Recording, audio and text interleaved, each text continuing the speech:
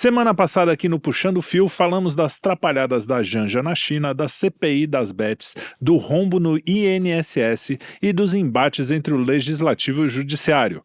E hoje a gente vai falar sobre a soberania e a hipocrisia da esquerda sobre esse tema, especialmente quando se trata das sanções americanas e das movimentações de Eduardo Bolsonaro nos Estados Unidos.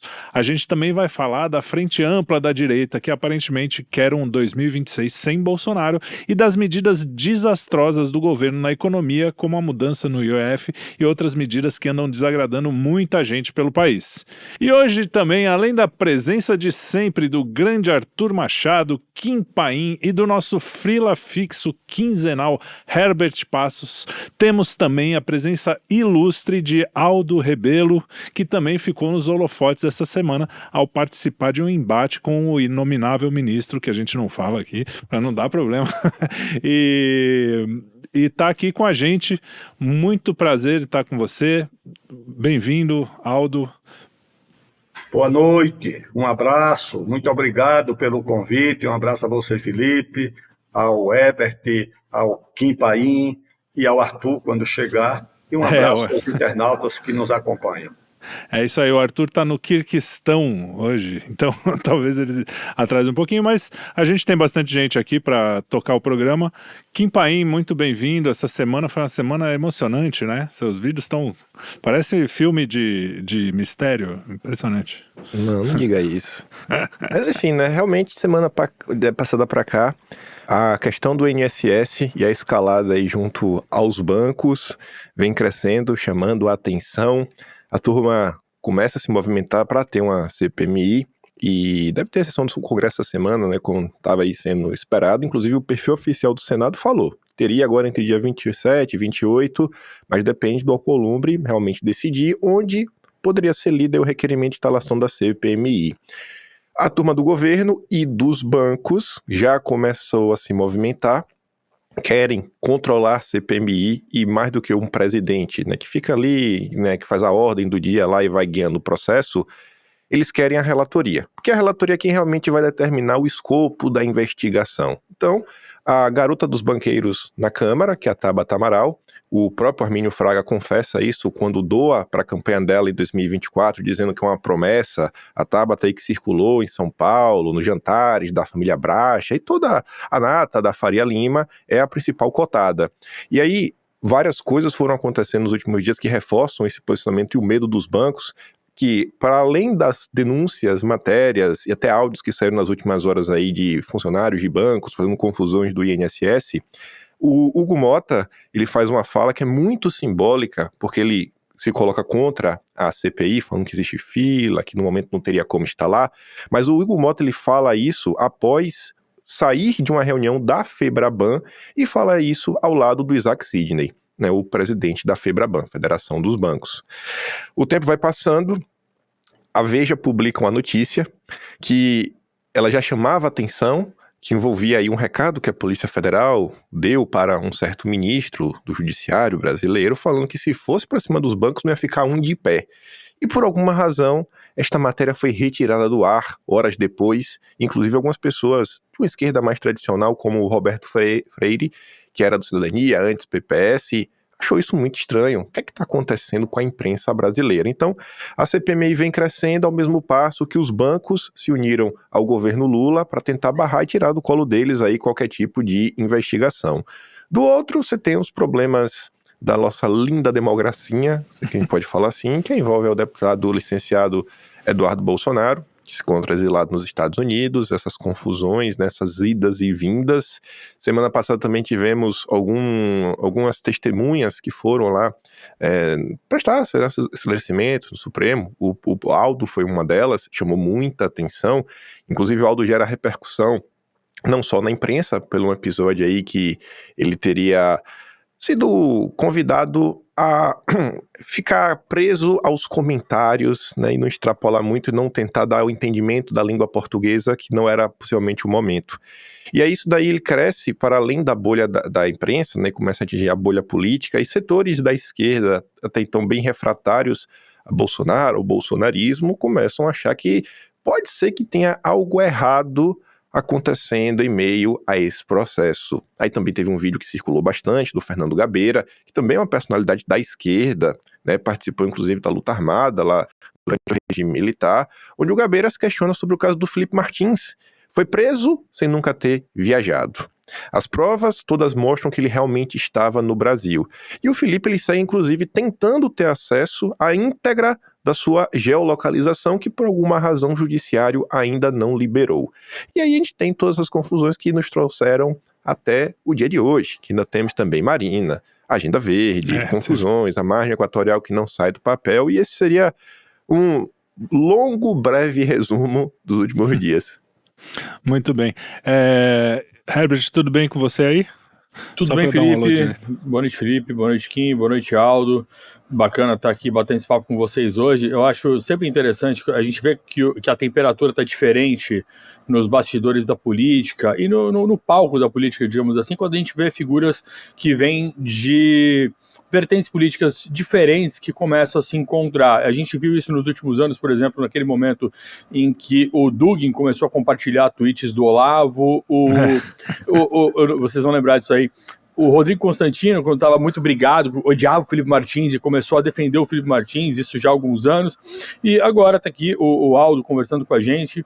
Aldo, que é uma figura que sempre teve muita moral na esquerda, cresceu, fez a sua carreira política pela esquerda e agora já está sendo até acusado de ser bolsonarista. Então a gente vê que essa junção de peças, que eu particularmente acho muito rica e positiva, ela acontece em momentos onde as coisas estão ficando esquisitas, onde tem algo muito fora do lugar. Porque quando tudo tá mais ou menos normal, a figura que da esquerda está ali defendendo a ideologia da esquerda, o cara da direita, do centro, tá meio cada um no seu quadrado. Quando todo mundo começa a se juntar para conversar, é porque tem algo mais acontecendo. Eu acho que a gente está num momento como esse, e a presença do Aldo, acho que ilustra bem isso que a gente está vendo. Eu tenho acompanhado, claro, muitas pessoas na esquerda, no centro, na direita, percebendo que a coisa passou muito do limite. E às vezes eu fico até pensando, senhores, eu queria deixar essa reflexão aqui com vocês, porque quando as coisas são tão óbvias, fica parecendo que é de propósito, porque não dá para acreditar que, assim, que o Alexandre de Moraes seja simplesmente uma pessoa burra e que esteja cometendo erros crassos. Eu tenho dificuldade de acreditar em burrice, principalmente em termos de política. Em política, muitas vezes, o ladrão prefere se disfarçar de incompetente, né? E, enfim, e a burrice, quando parece muito grande, ela parece um acerto, parece que é de propósito, isso aí, para você deixar um monte de pontas soltas e essa situação nunca mais voltar para o lugar. Enfim, queria deixar essa provocação aí com o Aldo e com vocês. Legal, então agora eu vou fazer a primeira pergunta para o Aldo, e aí você fique à vontade, eu chamo às vezes de você, o senhor, fique à vontade para falar, para interromper até quando a gente estiver falando. Pode falar. Por você rejuvenesce, fique à vontade. Então, outro dia eu tomei uma bronca porque eu chamei um outro professor aqui de você, mas essa coisa, a minha geração tem essa coisa mais informal, né? Mas tudo bem.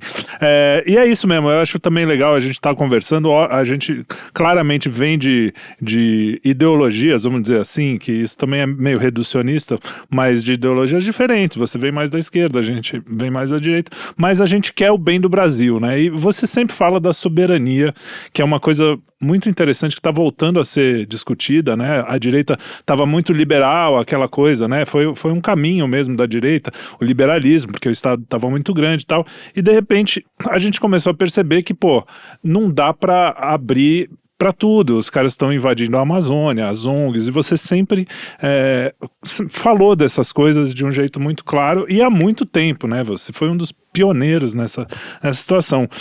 Como que você vê essas movimentações que agora a esquerda tem falado, que todo esse movimento é um ataque à soberania? Agora, será que eles acordaram? A esquerda não, né? Esse pessoal mais do judiciário, PT, eles acordaram, de repente, para a soberania do Brasil, que é um problema? Como é que você está vendo essa movimentação? E não é uma oportunidade para a gente falar mais sobre isso também?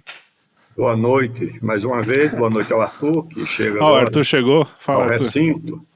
Eu vou principiar essa nossa conversa por um raciocínio que eu adoto já há muito tempo, que é o seguinte: o Brasil é o país da das alianças de forças heterogêneas. O Brasil sempre rompeu, sempre fez as suas transições a partir de alianças de forças heterogêneas.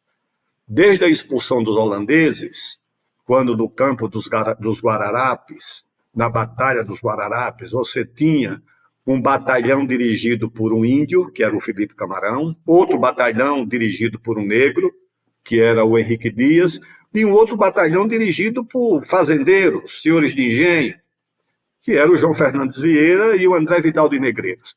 Essa aliança, abençoada naturalmente pela Igreja Católica, foi o que permitiu que esse exército vencesse o exército holandês, que tinha, naquele tempo, talvez uma das melhores formações militares dos exércitos europeus. Foi uma aliança heterogênea.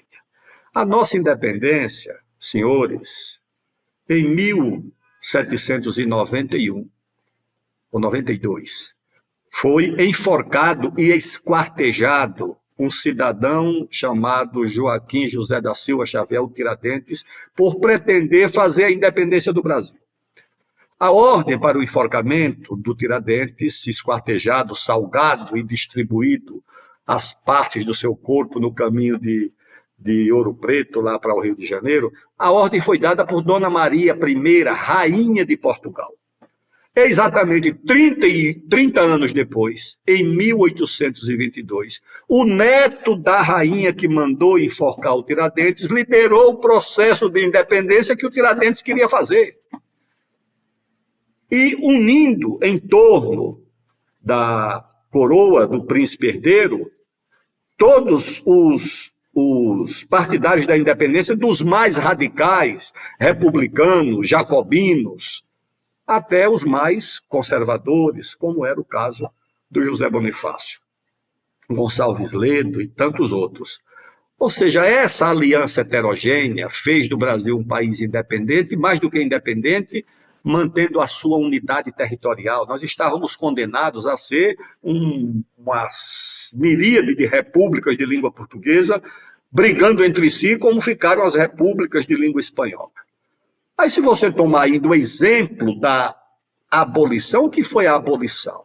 Foi uma aliança da coroa com os abolicionistas negros e com o exército, com o Floriano e com o Deodoro, que voltaram do Paraguai abolicionistas, e essa aliança heterogênea, com o José do Patrocínio, com a princesa Isabel, resultou na aprovação da mais importante legislação social da história do Brasil, que é a emancipação dos escravos. Em seguida, você teve a República também, que foi outra aliança heterogênea. Uma república paradoxal, porque foi proclamada por dois marechais monarquistas. O Deodoro era monarquista. Agora, você chega em 30, o que foi 30? 30 foi uma grande aliança. Os liberais de São Paulo, a família Mesquita, os liberais de Minas, unidos em torno de uma liderança gaúcha, de um caudilho civil gaúcho, que era o Getúlio Vargas, com um caudilho militar nordestino, que era o Góes Monteiro, alagoano. E essa aliança produziu a maior ruptura da história do Brasil. Ela industrializou o Brasil. Não foram as lideranças empresariais de São Paulo. A industrialização do Brasil foi liderada por um estancieiro do Rio Grande do Sul e por outro estancieiro que foi ministro da Fazenda, que era o Oswaldo Aranha. Então, essas alianças heterogêneas presidiram as grandes mudanças no Brasil. E é exatamente a necessidade de uma aliança heterogênea que nós vivemos nos dias de hoje para romper com o status quo, para superar essa espécie de letargia neocolonial que atinge as mentes de amplas forças, outrora progressistas do Brasil. É disso que nós precisamos, de alianças heterogêneas. Por essa razão, eu vejo como uma notícia alvissareira esse encontro aqui, tá certo? Dividir o Brasil artificialmente entre esquerda e direita, isso não explica o Brasil, isso não mobiliza o Brasil. Legal. Deixa eu Arthur, falar aqui, pode falar. porque eu já pagar o gancho nisso aí que eu tô falando. Os meninos aí vão estar de prova, porque eu já falei isso algumas vezes. E vai na mesma direção que você está falando, Aldo. Eu costumo falar assim, que em algum momento no Brasil, para a gente conseguir chegar a algum lugar, pessoas de setores diferentes vão ter que ter um mínimo de diálogo entre si. E, assim, tem que pisar vai ter que pisar alguns ovos até para falar. Eu acho que, assim, existe uma elite no Brasil que ela não tem interesse em resolver nada. Eu acho que realmente existe uma elite meio podre. Mas mesmo essa elite podre, eu acho que vai precisar que você tenha o apoio, pelo menos, de uma parte dela disposta a destronar uma outra parte. E aí eu costumo dar basicamente esse mesmo exemplo que você deu, só que eu normalmente sigo por outra linha. Eu sigo mostrando pro pessoal que as pessoas que comandam o Brasil hoje, elas vêm desde o Império, e elas trabalharam para derrubar o Império, proclamar a República. Aí tivemos lá todo o período da República Velha, que ficou o Partido Republicano Mineiro, Partido Republicano Paulista, dominando, né, numa falsa dicotomia, porque ambos os egressos, né, que chegaram à presidência da República, todos saíram de dentro da bucha, então era a República da Bucha. O Partido Republicano Paulista, comandado pelo Olavo Egídio Souza Aranha, que é o patriarca da família Itaú, porque a família Setúbal, que é dono do Itaú, né, a Francisca é filha do Olavo Egídio Souza Aranha, e quem dá o início à fundação do Itaú é o Alfredo, que é outro filho dele. Então você vê, são os mesmos bancos, as mesmas famílias, aí a gente chega lá em 30, eu acho que também, hoje, olhando assim para a história com um pouco mais de conhecimento, me parece a maior ruptura que a gente teve na história do Brasil, foi naquele momento, você realmente rompe com o status quo, tanto que teve um movimento de contraparte, que foi a Revolução de 32, que eu acho que não deu nada, né, tanto que o Vargas continuou no poder, e aí você teve lá um momento, aí você pode ter 1001 críticas à era Vargas, mas foi realmente um momento de ruptura, não vou falar é bom ou é ruim, foi um momento de ruptura. Depois você teve, né, o governo provisório, o Vargas volta, o Vargas, né, tira a própria vida no final, e eu acho que ele acaba realmente por postergar em 10 anos o que iriam fazer em 64, porque são as mesmas forças. Aí tem um ponto que você conhece bem, que a gente até trocou uma mensagem, por isso você até cita o livro do Dreyfus, que é quando você olha todo aquele aparato IPES e BAD que foi criado. Todos os banqueiros estavam lá apoiando. Tem uma notícia que outro dia eu trouxe até em vídeo que mostrava a posse do Walter Moreira Salles como ministro da Fazenda. Tava lá toda a nata, tava o Azevedo Antunes, tava o Galotti, tava o Glicon Paiva, tava o primo do Figueiredo, que era do Banco do Brasil, que era quem estava na reunião da UCEI de 62, falando que podiam enfiar dinheiro no Brasil, que estava tudo certo. Então você viu que toda aquela turma se organiza, e a escalada contra Jango, pelo menos para mim no dia de hoje, e aí eu posso estar sendo muito parcial, eu vejo que tem algumas similaridades, porque olhando as propagandas da época, o que o IPES fazia em especial, eles não falavam, o Jango é um comunista. Eles falavam que o Jango era leniente com setores mais radicais, que é tipo que falam de Bolsonaro. Aí eles falavam que o Jango fez uma escalada muito grande no discurso da Central do Brasil, tipo a escalada do discurso de Bolsonaro no 7 de setembro. E aí você vai vendo, poxa, o que aconteceu, assim que teve 64 jornais foram fechados, e não eram os jornais de esquerda, não era isso, e acho que tem uma falsa percepção das pessoas. Teve muito jornal como o Semanário, que é até do avô da Gringa Brasília, que eu acho que você conhece, porque segue ela lá no Twitter. O jornal da Gringa, do avô dela, não era um jornal de esquerda, era um jornal nacionalista. Tinha o Brasil Urgente, que era outro jornal nacionalista. Tinham pessoas comunistas assumidas que escreviam lá? Tinham, mas não era um jornal essencialmente comunista. Agora, eram jornais que estavam há anos denunciando a CPI dos trustes de petróleo, estavam denunciando o esquema da Hannah Mine, estavam denunciando o que Roberto Campos fazia, o que o Dulles estava fazendo no Brasil, as tramóias da turma da Consultec, né, Roberto Campos, Lucas Lopes, Bulhões, todo mundo, que foi a turma que assumiu. Então você teve todo esse processo, a turma foi lá, com suas similaridades, pediram apoio do Departamento de Estado, os militares americanos fizeram aquele apoio moral de logística, a Operação Brother Sun, que eu acho que é bem similar também ao apoio moral, que a Financial Times, em junho de 2023, fala que deram aí para impedir Bolsonaro de destruir a democracia e tudo mais. E assim, eu vou vendo várias similaridades acontecendo. Aí eu vi, tem o regime militar, né? Tem a primeira fase, para mim essa primeira fase vai até o AI-2. Hoje eu acho que até dá para comemorar minimamente o AI-2, porque eu acho que salvou o Brasil de 31 de março de 64, porque a turma dá um golpe achando que ia ficar com o poder, e aí a linha dura fala, não, a gente não vai devolver o poder para vocês. eles dominaram muita coisa. Se você olhar as nomeações para ministérios, autarquias, criaram um Banco Central, todo o processo lá. Eles têm mais de 200 nomeados pelo IPES e eles ficaram lá. Mas você teve a linha dura que manteve minimamente uma coesão no Brasil, volta de um sentimento mais nacionalista que traz do Vargas, grandes obras de infraestrutura, uma coisa que a gente vai falar mais tarde, que é a questão da Agenda Verde. A Estocolmo 72, assim, é um exemplo de como a como a chancelaria brasileira defendeu ferrenhamente a soberania nacional, se colocando contra a história que na época era poluição, hoje é crédito de carbono. Falou, não, a gente tem que se desenvolver. Vocês já se desenvolveram. São os países ricos que têm que fazer alguma coisa. Então, para mim, a gente teve esse segundo rompimento que foi a partir do AI-2. De uma forma errada, mas eu vejo ali, para mim, ainda rompeu com esse status quo. E de 85 para cá, a gente volta. Volta e fica aí mais do mesmo. Hoje eu tenho uma visão também, eu tenho um lado político, então talvez possa interferir, mas eu até vejo na figura do Lula, hoje uma pessoa que talvez tenha enterrado essa esquerda que tinha um herança. Para mim, hoje eu vejo a história do Brasil que a esquerda teve meio que duas vertentes. Uma vertente mais reformista, que traz um trabalhismo, que talvez você possa colocar ali Vargas, Jango, Brizola, e uma linha comunista, que vem ali da vertente do Prestes. Eu acho que o Lula, ele destrói essa esquerda, porque ele apaga a figura do Brizola, o Prestes já não tinha muita relevância, a esquerda revolucionária nunca teve muito peso no embate político eleitoral, e aí o Lula vem, começa a transformar a esquerda brasileira numa espécie de partido democrata, começa a trazer toda a agenda woke para o Brasil, começa a adotar basicamente tudo ali do consenso de Washington, que o FHC vinha fazendo, e vem se intensificando ao longo dos anos, e eu vejo que a gente está no momento atual. Foi longa aqui minha explicação, me perdoe, mas porque a pergunta, que aí eu quero puxar o que você falou, que é o seguinte, eu concordo em grande parte que a gente em algum momento vai ter que conversar, mas como seria em termos de sociedade hoje, tentando trazer para o maior realismo e praticidade que existe, olhando os partidos políticos que a gente tem, as camadas econômicas que realmente têm uma capacidade de interferência, como hoje a gente poderia vislumbrar uma certa coesão mínima em prol do país, não é contra ninguém, em prol do país.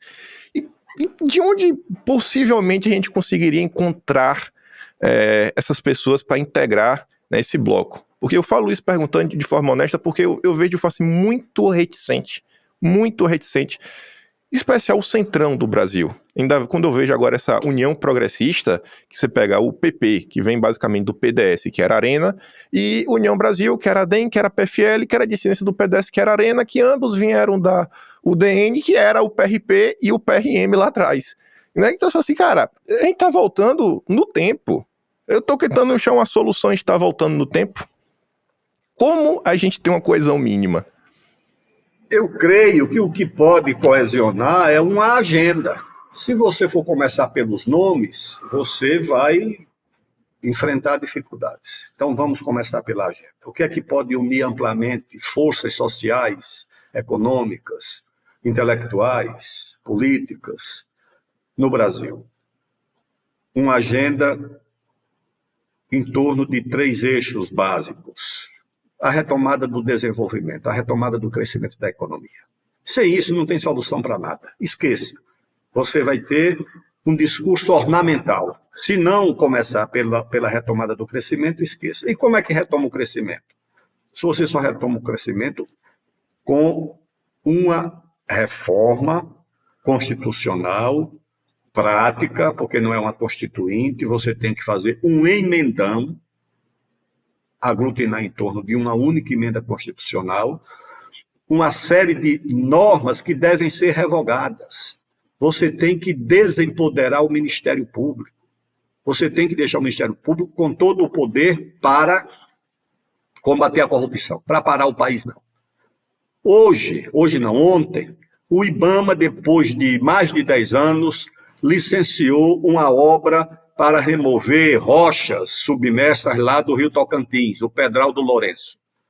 No mesmo dia em que o IBAMA concedeu a licença, festejada pelo ministro dos Portos, que disse que é uma grande notícia para o desenvolvimento da região centro-norte do Brasil, que vai permitir que o o Araguaia-Tocantins, a hidrovia, possa transportar 20 milhões de toneladas por ano, que pode... No mesmo dia, o Ministério Público disse que vai revogar a licença, que é contra a licença, no mesmo dia. Então, esse poder do Ministério Público tem que ser revogado, isso tem que ser dito claramente. Você não pode fazer um discurso de Rolando Lero, que eu vou discutir isso numa conversa, resolver. Não, você tem que revogar. Você tem que revogar a prerrogativa da FUNAI de demarcar terra indígena. A FUNAI vai fazer o laudo.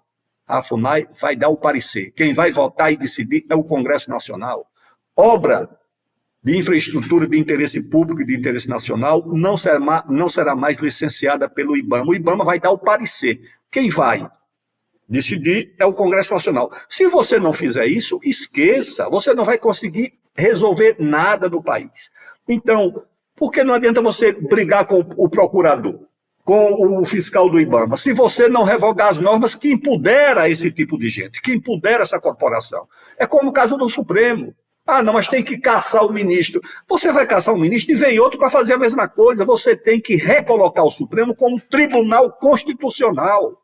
Então você faz isso ou não adianta, não. Tira o outro. E o outro vai entrar com as mesmas atribuições, com as mesmas normas e com o mesmo poder de ser o poder de fato do país, que pode enfrentar o executivo, o legislativo, legislar, barrar ministro, delegado. Você tem que resolver dessa forma. Essa é a primeira questão. A segunda questão, que eu acho que unifica amplamente, é reduzir as desigualdades no país. Não é desigualdade do ponto de vista econômico, é de oportunidade.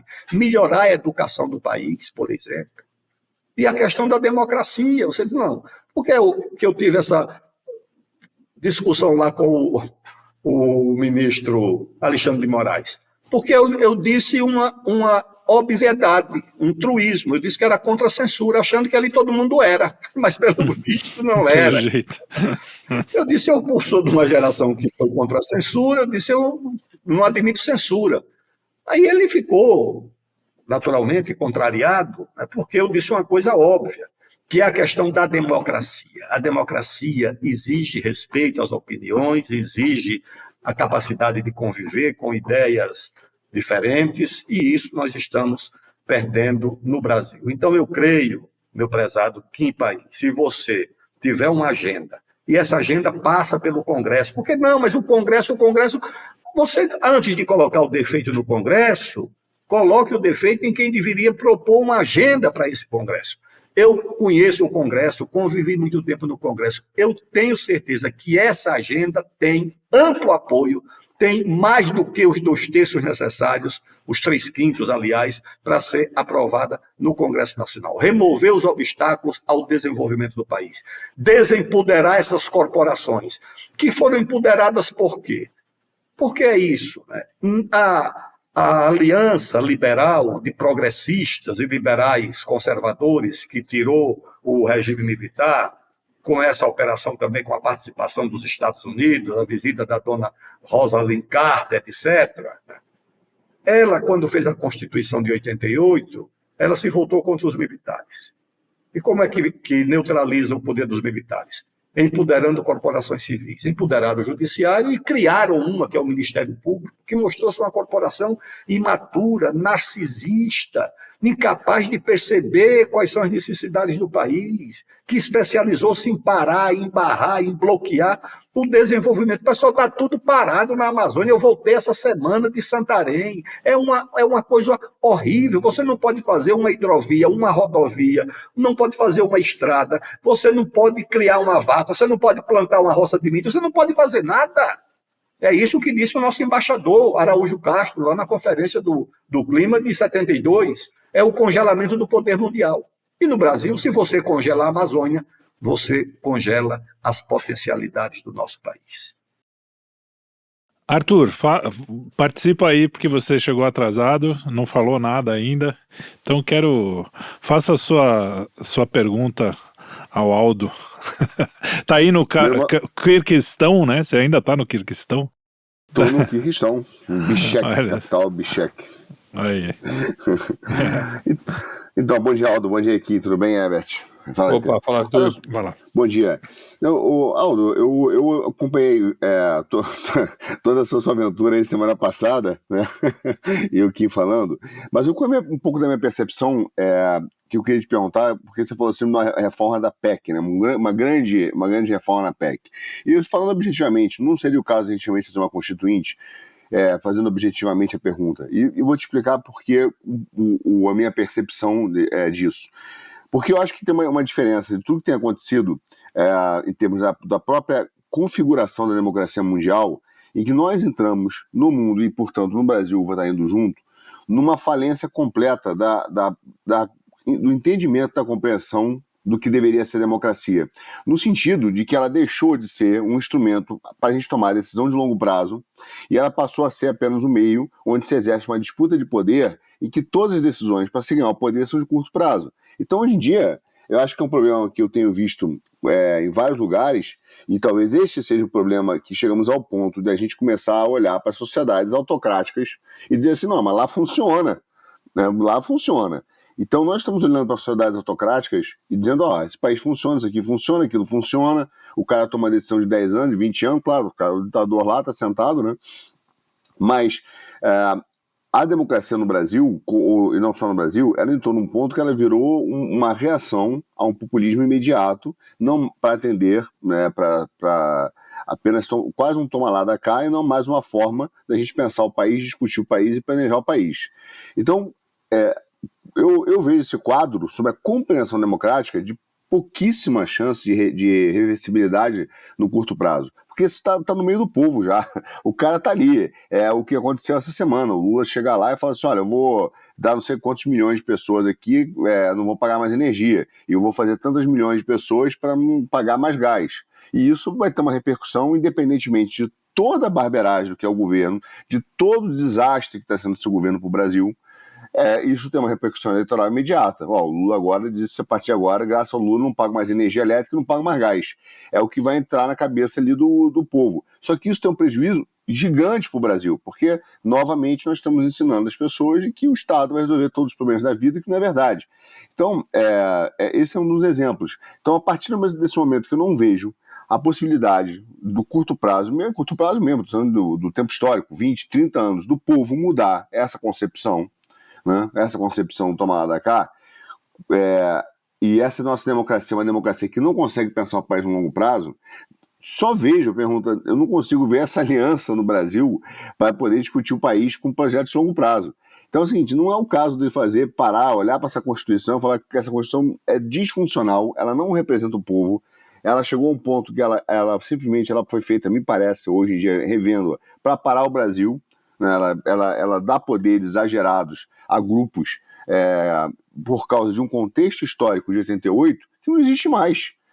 Então, você olha para o Brasil de hoje, olha para aquela Constituição, você está olhando quase um livro histórico e que é utilizado como desculpa para legitimar o exercício de poder da forma que beneficia apenas certos grupos. Então, eu não sei se eu estou muito desesperançoso com a estrutura política, apesar de eu ser esperançoso com o Brasil, mas com a estrutura política, mas eu pergunto, não seria o caso de realmente o Brasil enfrentar uma discussão verdadeira do que deveria ser uma nova Constituição, ou a PEC vai virar um novo emendão, que vai virar um novo acordão, e que vai ser sempre aquele negócio que vai estar sujeito à interpretação constitucional dos mesmos entes, das mesmas instituições, que vão estar depois tentando pegar aquela mudança de lei e reinterpretar para manter tudo do mesmo jeito. Aí eu digo, não seria a frase lá para terminar aqui do príncipe de Lampedusa, né?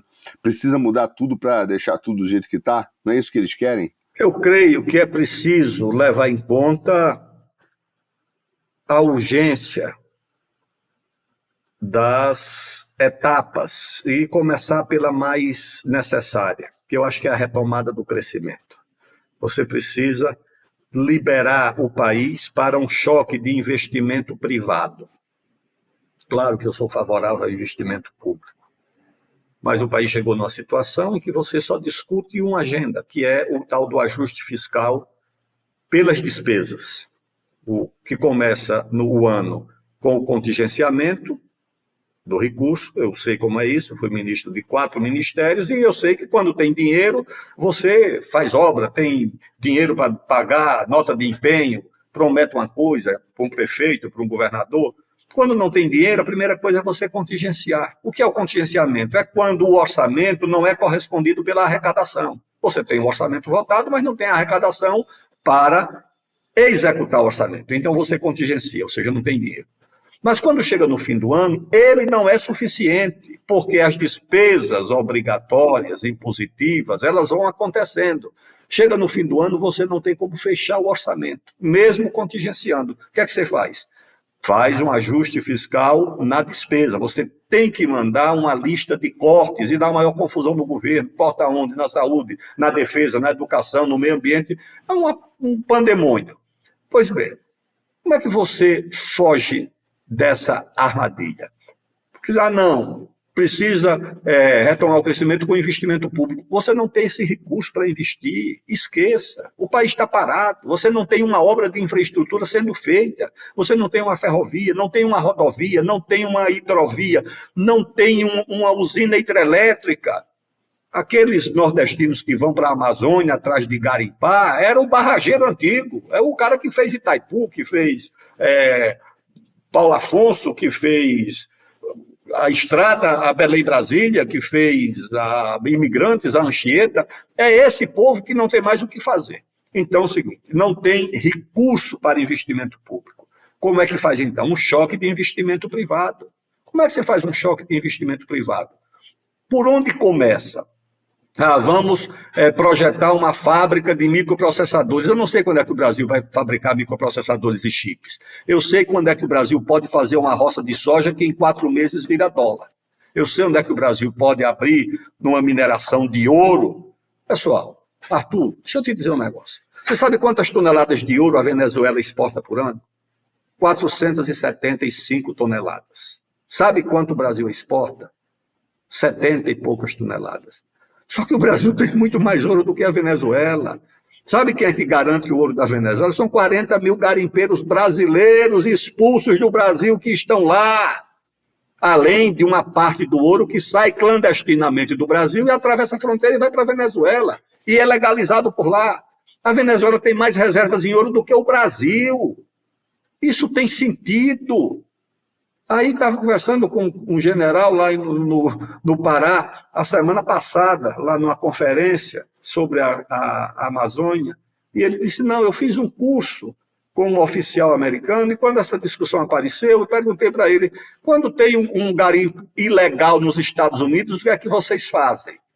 Ele disse que o americano levantou, disse, legalizamos, e sentou. Porque quando você legaliza, você protege o meio ambiente, você coloca a fiscalização, você bota a Caixa Econômica para comprar, você paga, cobra o tributo, a contribuição que fica no município, tudo isso está sendo desperdiçado. Então, o Brasil tem na fronteira mineral, a Eletrobras tem um plano, isso está no meu livro sobre a Amazônia, um plano de 30 anos passados para dobrar a geração de energia hidrelétrica no Brasil, com 5 ou 6 hidrelétricas na Amazônia, tudo barrado. A China, que mal tem água para lavar roupa e tomar banho, tem o dobro de geração de energia hidrelétrica do Brasil. Então isso tudo está nas nossas mãos e é imediato. Eu acho que é isso que nós temos que fazer imediatamente. Liberar essa fronteira agropecuária, que não é mais fronteira agropecuária, é agroindústria hoje, é agroindústria. Em 2023, eu tive em Sinop, por conta desse livro aí. Aí um amigo diz, Aldo, ali é uma destilaria de etanol de milho que produz, que moe 105 mil sacas de milho por dia, 105 mil sacas de milho por dia. Em 2023, eu voltei a Sinop há um mês passado. Aí meu amigo disse, aquela destilaria ali, tá vendo? Eu estou vendo. Tá moendo 210 mil sacas de milho por dia. Aí você vai em Rondônia, é a mesma coisa. Eu pergunto, né? Tudo bem, essa destilaria de álcool de milho. O milho vem de onde? Não, o milho vem daqui da Redondeza. Eu digo, e a estrutura metálica? Vem toda de São Paulo. E as caldeiras dessa destilaria vêm de Ribeirão Preto, de Sertãozinho. Ou seja, essa atividade mantendo ainda o que se tem de indústria metalúrgica no Brasil. É isso que está mantendo, então isso tem que ser protegido. Você tem que apostar rapidamente na fronteira da agropecuária, na fronteira mineral e na fronteira de energia. Tem que liberar a fronteira mineral da Amazônia. Você tem aquilo imobilizado. O presidente Temer tentou abrir lá uma tal de Reserva Nacional de Cobre. Um Twitter da nossa Gisele Bündchen fez o governo parar. A presidente Dilma queria fazer a hidrelétrica de São Luís, lá no Rio Tapajós. Tudo aprovou uma medida provisória, o Congresso aprovou, e depois o IBAMA, a FUNAI e as ONGs pararam. Então você confronta esse aparato e libera com responsabilidade ambiental e social a fronteira da agropecuária, a fronteira da energia e a fronteira da mineração. Isso aí pode prometer que o país mais adiante possa fabricar chips, possa ter dinheiro para fazer inovação. Pode ter. Se não começar por isso, nós não temos saída. O que você não pode é ter um estado como o Amapá ocupando apenas 0,03% da sua área para a agropecuária, que é o que eles podem fazer. Isso é o que você não pode ter. Ô Felipe, então, eu estava pegando a pergunta do Arthur a respeito de uma nova constituinte, e o Aldo comentou mais uma vez sobre a agenda, né, essa questão de liberar o Brasil para os investimentos, ter dinheiro para infraestrutura, tudo isso. Só que nessa questão da constituinte, já faz um tempo que tem um pessoal dos meios conservadores discutindo isso, né, o Luiz Felipe de Orleans de Bragança, entre vários outros aí, colocaram essa discussão várias vezes. Eu sempre que vi isso, fiquei preocupado, porque eu não consigo ver, pode ser pessimismo da minha parte, mas eu não consigo ver uma condição das pessoas, nesse momento que a gente está, de produzir uma nova Constituição. A minha impressão é que se você abre para uma Constituinte, Arthur, aquilo que pode dar de ruim numa PEC, numa super PEC, cara, vai ser pior. Cara, imagina só, os caras estão censurando geral, estão fazendo mini estados de exceção só até achatar a curva de uma determinada de um determinado grupo político, que foi o que fizeram em 2022, pequeno estadinho de exceção, tá tudo bem, rapidinho, censurinha aqui, censurinha ali.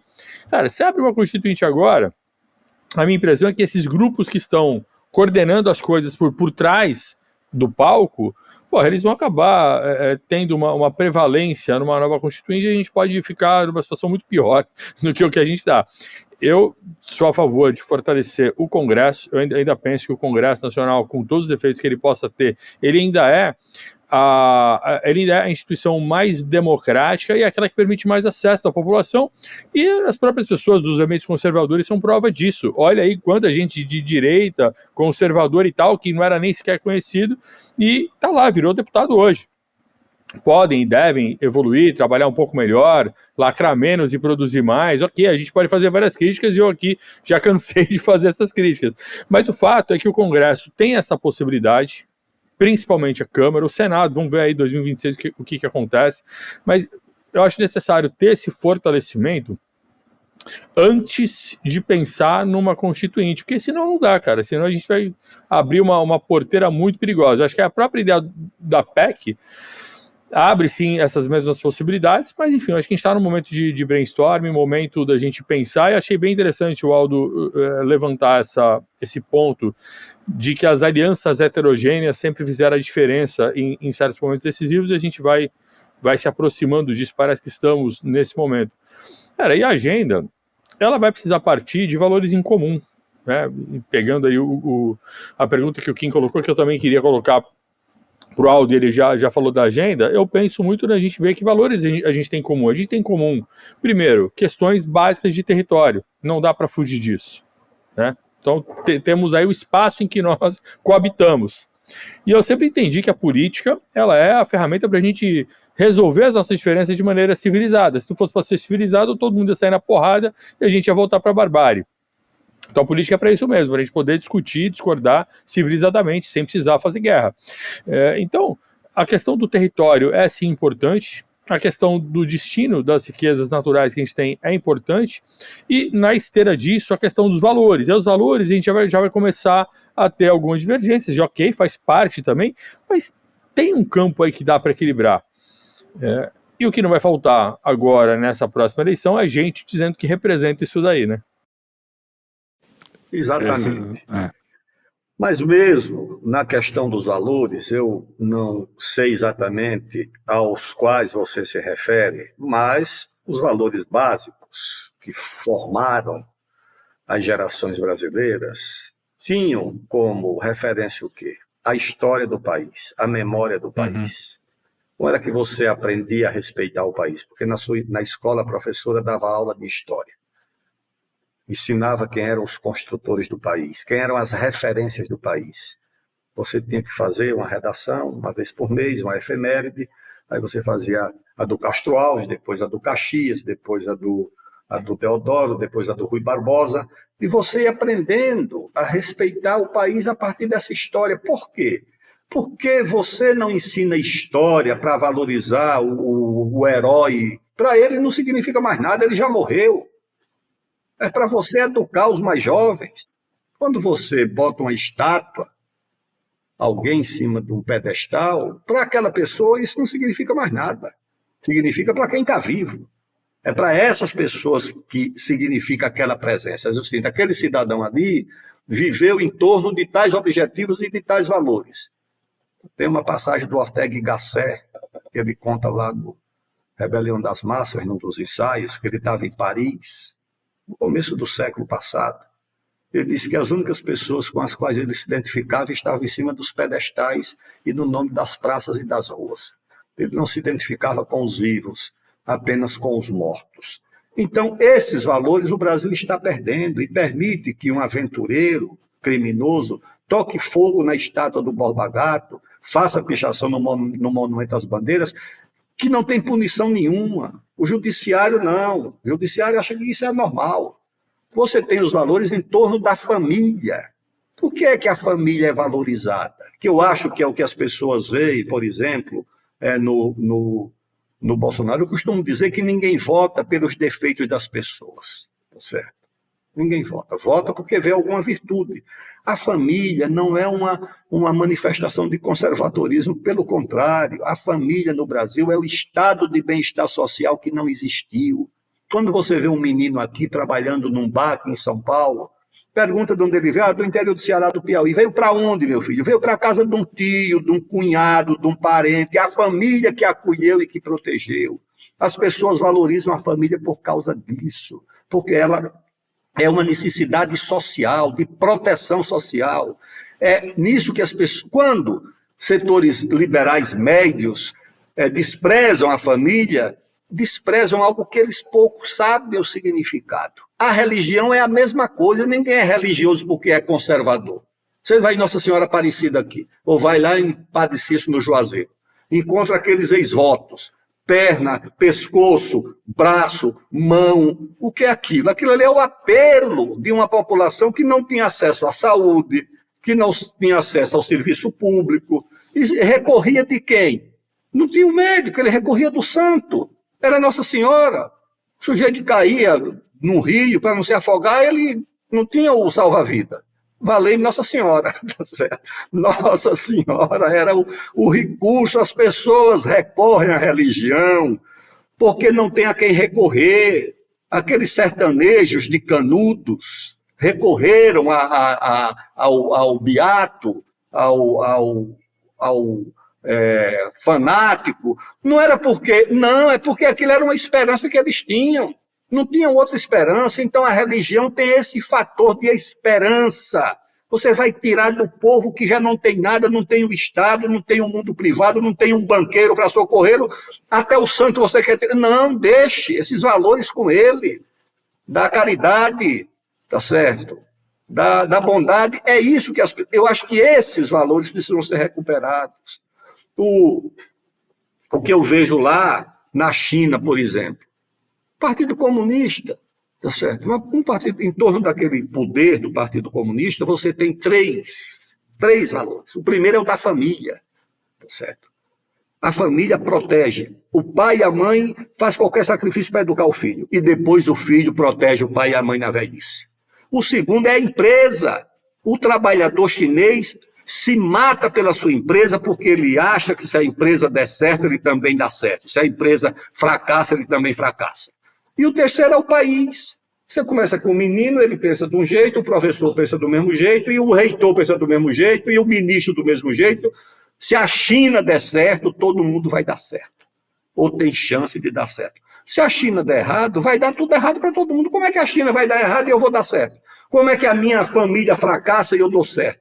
Como é que a minha empresa fracassa e eu dou certo? Como é que meu país fracassa e eu... Não, o Brasil precisa recuperar a ideia de que a família, de que a empresa e que o país são unidades que podem, mobilizadas, levar a esperança para todo mundo. Eu acho que são esses valores que precisam ser recuperados, que foram sendo abandonados, desprezados de alguma forma. Mas, Aldo, você falou... Fala, pode ir. Não, eu ia falar o seguinte, esse ponto aí que o Aldo tá colocando na mesa, eu acho que isso vem acontecendo desde 2013. E aí, pode falar até se eu tiver errado, mas eu creio, Aldo, que isso daí, as pessoas vêm tentando resgatar isso daí desde 2013 para cá.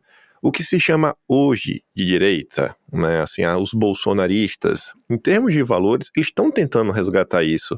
Eu não vejo, de coração, eu não vejo essas pessoas tentando impor uma agenda, excluir pessoas da sociedade, falar, a família tem que ser dessa forma e acabou. É como se fosse apenas um clamor de falar, pelo amor de Deus, para de doutrinar o meu filho. As pessoas não são contra a história, não são contra o revisionismo, elas só querem que, cara, eu quero que meu filho vá para a escola e volte e aprenda alguma coisa. E aí o problema, e aí a minha pergunta lá atrás, assim, como fazer? Porque eu gosto de histórias, eu gosto de livros, mas eu sou o cara da notícia. Eu sinto que eu consigo, sabe, transpor no tempo lendo a notícia, ver o que estava acontecendo na época. E no mundo real, no final do dia, a ideologia, ela existe, mas os homens é que vão tomar decisões. Então, quando você olha em termos de educação hoje, o governo Bolsonaro vai lá e faz o programa Conta Pra Mim, que era algo extra, não era assim, isso não faz parte do processo. Cara, tá aqui disponível para os pais que quiserem, porque, assim, tem livros disponíveis para os pais, livros realmente, assim, de criança, de ler, e eram livros que tinham um certo guia, o que o pai poderia fazer para ajudar o filho na compreensão do português, no desenvolvimento da língua, que assim, olha, lê esse livro, nesse momento, faça o questionamento, peça para o seu filho explicar o que ele entendeu. Então, era um processo meio que assistido, para o pai que quiser fazer algo a mais. Só que na época que você via a imprensa distorcer propositadamente, eu não consigo acreditar que a imprensa é uma pobre coitada, que não entendeu direito, foi culpa do governo que não soube comunicar. Não, a imprensa pega, a imprensa distorce e fala, o governo não quer mais cuidar do professor, agora quer passar a responsabilidade para o pai. Isso que acontece. Sabe, eu vejo o senhor falar, não, a gente tem que aqui, o Congresso vai abraçar uma agenda de desenvolvimento. Que Congresso? Porque na hora que o André Esteves abrir a boca, o Ciro Nogueira, ele se veste de Xuxa, ou da Angélica, ou qualquer coisa que o André Esteves mandar. São pessoas reais que existem. Tabata Amaral, ela nunca irá contra uma pauta de educação que feriu os interesses do Paulo Lemann. São nomes. Não adianta te ficar pisando também. A gente vai ter que quebrar alguns ovos. Por isso que eu falei lá atrás, cara, eu entendo que uma parte dessa elite podre, que pra mim é podre, vai ter que entrar no campo. Ciro Nogueira tem um partido, se tornou o maior partido do Brasil hoje, difícil construir qualquer coisa sem ele. Mas e aí, como é que a gente vai fazer mesmo assim, em termos práticos? Eu, de coração, mais do que a Globo, eu acho que o Estadão hoje tem que ser fechado pela própria história e pela própria defesa que o Estadão faz das coisas. E não é, assim, a defesa errada do que eles fazem. Mas quando o Estadão abre a boca para falar de democracia, quando o Estadão abre a boca falando que a gente tem que punir para a história não voltar a se repetir, eu acho que o Estadão tem que ser fechado exatamente para servir de exemplo do que ele prega. Porque é o senhor Júlio de Mesquita Filho, que funda o Estadão, que se junta com os liberais da Universidade do Lago de São Francisco para começar a fomentar as ideias republicanas, e eles dão o golpe da República. Eles instrumentalizaram os militares. É o filho dele, Júlio de Mesquita Filho, que se junta com outros para dar a Revolução em 32. É o filho dele de novo, Júlio de Mesquita Filho, que assume, na página 144, do jornal do Estadão da tarde, do dia 12 de abril de 64, que desde 20 de janeiro de 62, Júlio de Mesquita Filho estava tramando um golpe de Estado, onde o próprio Júlio de Mesquita lhe diz que ele já cotava os nomes do Roberto Campos e Lucas Lopes para ser ministro. Então, se o Estadão prega que a gente tem que punir para não voltar a acontecer essas coisas, a gente tem que fechar o Estadão. Tem que fechar o Estadão. Não tem outro caminho. É o mesmo Estadão que você pega, você volta no tempo, o senhor falando de Amazônia. Arthur Bernardes salva o Brasil de não entregar, né, para a criação do Instituto Internacional da Ilha Amazônica.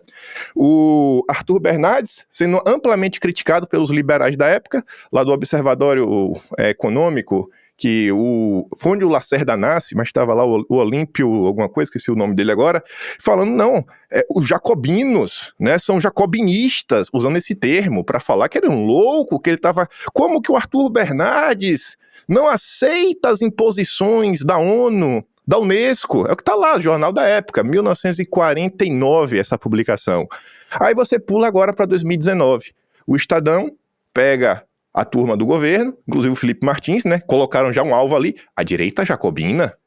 Não aceitam críticas, ataques. Aí você se pergunta, que ataques são esses? É o mesmo Estadão que cria o termo gabinete do ódio. Olha que termo safado, gabinete do ódio. É como se as pessoas acordassem para propagar ódio, sem parar dia sim, dia também. E esse termo gabinete do ódio, depois ele cresce em julho de 2020, quando o Atlantic Council, aquele think tank que a esquerda reclamava e muito, que no Arquivo Nacional, nos dossiês do SNI, existem inúmeras demonstrações do Atlantic Council sabotando o projeto nuclear brasileiro. E a esquerda abraça isso. E é gabinete do ódio, é gente sendo presa. É jornal sendo fechado. Então, assim, são coisas do mundo real. Por isso que eu pergunto, cara, como é que a gente faz? Eu entendo, a gente faz uma agenda, mas pra quê? Pra amanhã vir a turma do Estadão, do Globo, da Folha, com fiscalismo, ou austeridade, que a esquerda antes chamava de austericídio, que no final do dia é só corte em cima de pobre. É os governadores democráticos, os mesmos governadores democráticos lá dos anos 60, da Aliança pelo Progresso, com o mesmo papo de democracia, só muda que você troca o estado do Rio, que era o Lacerda, por Caiado, porque o restante realmente era o governador do Rio Grande do Sul, de São Paulo, de Minas e com outro estado do Paraná. Exatamente, só troca isso, é exatamente 5. Sabe, quem é o nosso novo Magalhães Pinto do Banco Nacional? São os amigos do André Esteves? Então assim, eu me pergunto em termos reais, porque essas pessoas estão aí, elas estão na máquina, já se colocou muita coisa disso, eles sempre trabalham contra. E se você se levanta, você é o radical, você é o extremista, você é o propagador de desinformação, fake news. E aí sim, eu realmente me pergunto, cara, como fazer? Porque eu vejo que ainda existe alguns setores no Brasil, algumas pessoas que ainda se posicionam. Vou até citar alguém, sei lá, fora você tá aqui com a gente, mas você tem o Mangabeira, que é um cara que esteve na esquerda, mas que tá com esse mesmo discurso, poxa, a gente tem que colocar uma coisa aqui, outra na mesa. Tem o Ciro Gomes nas suas, né, enfim, seus problemas também. Mas e aí? Porque, por exemplo, você pega o Ciro, eu vejo que o Ciro, ele quer criar um mundo perfeito, mas destruiu o bolsonarismo. Sabe, metade não, 1/3 da população gosta de Bolsonaro, não, isso não pode, você não merece existir. Já o Lula, beleza, bacana. Marina Silva tá aí. E aí, dia sim, dia também, me perdoa, tem críticas de vários setores, mas as críticas centrais, né, o volume grande das críticas para tentar libertar o Brasil até dessas amarras ambientais, tá vindo por parte do bolsonarismo, que até o momento é visto como cidadãos de terceira classe, nem de segunda tem que ser apagados, extirpados da sociedade. Aí eu me pergunto de coração, cara, como a gente vai unir e com quem? Com Baleia Rossi, me perdoa, eu sei que o seu MDB me veio na cabeça aqui agora, mas assim, é gente que tá calada, os caras não conseguem abrir a boca, pra falar da margem equatorial, não tô falando pra falar de Bolsonaro não, cara, fala da margem equatorial, vocês, Congresso, tá faltando o quê? Tá faltando o quê pro Congresso passar por cima do IBAMA, sabe, é porque alguém não apresentou um projeto? Se for, eu escrevo um papel aqui, ó, projeto, passar por cima do IBAMA, e mando lá, é só isso? Porque eu não consigo ver essa boa vontade. Eu realmente, eu tento olhar e falar, cara, de onde vai vir isso daí, em tempos atuais? E me perdoe por me extrapolar, porque Enfim, eu sinto que a galera tá destruindo o país. Vamos com calma. Kim, deixa eu te dizer aqui. Tem uma expressão do Machado de Assis. A expressão era para explicar o Brasil. Ele dizia que o Brasil, na verdade, era o Brasil oficial e o Brasil real. E havia pouca relação entre o Brasil oficial e o Brasil real. Atualizando essa observação do nosso Machado de Assis, você tem hoje também o Brasil litorâneo, urbano, e o Brasil profundo, que é o Brasil suburbano e o Brasil rural, o Brasil do interior. Se você observar o ambiente espiritual daquele Mato Grosso, daquela fronteira agrícola, não tem nada a ver com esse ambiente depressivo da vida urbana aqui de São Paulo. Esses dois Brasis existem, esse circuito obedece e tem ligações. Você tem um circuito, um elo, que sai da Faria Lima, passa por Nova York, vai a Davos, talvez Paris, Bruxelas, Londres. Esse é um Brasília, esse é um Brasil. Você tem outro Brasil que vai aqui da periferia de São Paulo, do Capão Redondo, do Campo Limpo, da periferia. Você passa por Ribeirão Preto, você chega a Sinop, passa em Santarém. É outro Brasil. Esse Brasil profundo, esse Brasil que protege ainda esses valores ligados à construção da riqueza, ao desenvolvimento, esse Brasil é absolutamente majoritário. Esse Brasil ainda é o que toca a alma e a esperança das pessoas. Eu acho que é isso que precisa ser tocado para a gente ter um novo caminho, um novo projeto, afastar essas forças desse cosmopolitismo, que é um cosmopolitismo provinciano. Eu estava conversando com um grupo de empresários sobre a necessidade de discutir a exploração do petróleo da margem equatorial. Eles disseram, não, mas isso aqui agora, na véspera da COP, como é que nós vamos discutir isso? Eu disse, olha, se São Paulo não quiser discutir o petróleo da margem equatorial, perdeu completamente o rumo, perdeu completamente a perspectiva.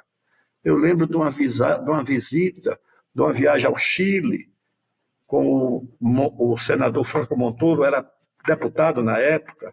Eu era muito jovem deputado e eu fui na delegação. Fomos visitar lá um senador, presidente do Senado, Gabriel Valdez, que era uma celebridade da política chilena, tinha sido ministro das Relações Exteriores, presidente do Senado. Na apresentação, eu, muito jovem, ele já com quase 80 anos, olhou para mim e disse, meu filho, que província você representa? Eu disse, presidente, eu sou representante de São Paulo. Esse homem pronunciou uma frase que me marcou. Ele diz, São Paulo, São Paulo. Se o Chile tivesse os capitães de indústria de São Paulo. Foi essa a observação que ele fez. Eu acho que esses capitães de indústria, do Zé Hermílio, do Sebastião Camargo e sei lá de quem, hoje são poucos, mas eles existem. Eles não estão todo dia na Globo News. Eles não estão naquela bancada da Globo News, porque ali você precisa ser licenciado pela Faria Lima para poder discutir economia. Mas esse espírito ainda existe. O do Matarazzo, do empreendedorismo dos anos 20 e 30, ainda existe. É ele que deve ser despertado. E acho que ele também está no Congresso.